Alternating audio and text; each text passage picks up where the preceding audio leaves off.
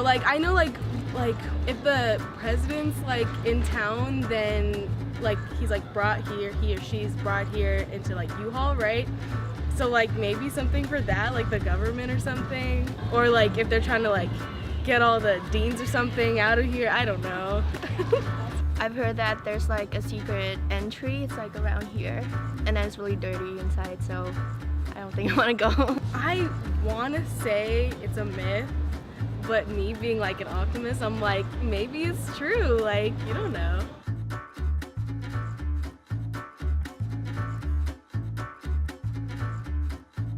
Well, it's an interesting story. In fact, I tell this story to all the new employees that come in as part of my job here. The Jesuits, of course, had been in LA since early in the 20th century and came out here in the 1920s when the west side of LA was just developing and built what for a while were the only two buildings on campus, Xavier Hall and St. Rob's. Until recently, I didn't know whether they were real or not, and I've heard a lot of the stories I think that students had heard as well. But it makes a certain amount of sense that these two buildings would have been connected because, as I just said, for a long time, these were the only two buildings on campus, and Xavier Hall was not only the Jesuit residence, but the residence for those few students who actually boarded here. And then St. Rob's was basically the entire school building. As a historian, often the most likely is kind of the most boring, so there is probably a good chance that it had something to do with maintenance and the connection of the two buildings.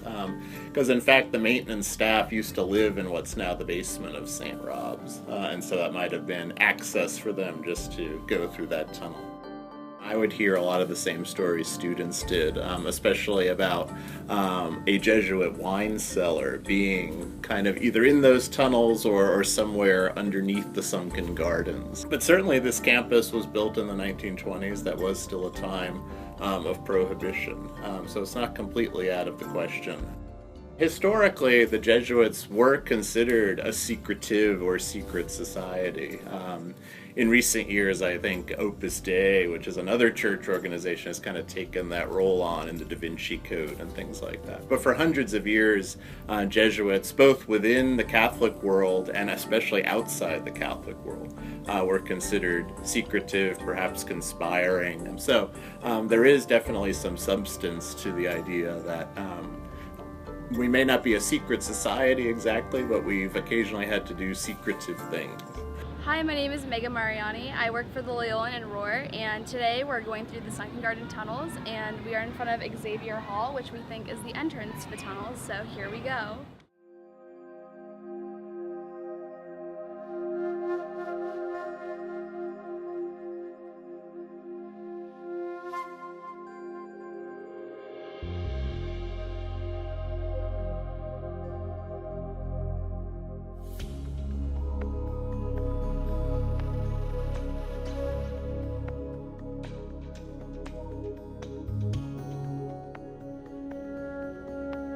It looks very much like a maintenance tunnel, and if this was actually used for prohibition, that would be very difficult. This is about how wide the tunnel is going to be for the rest of the way down, and theoretically it pops up around St. Rob's in the basement. So I think for safety reasons, this is as far as we're going to go, but the tunnels exist.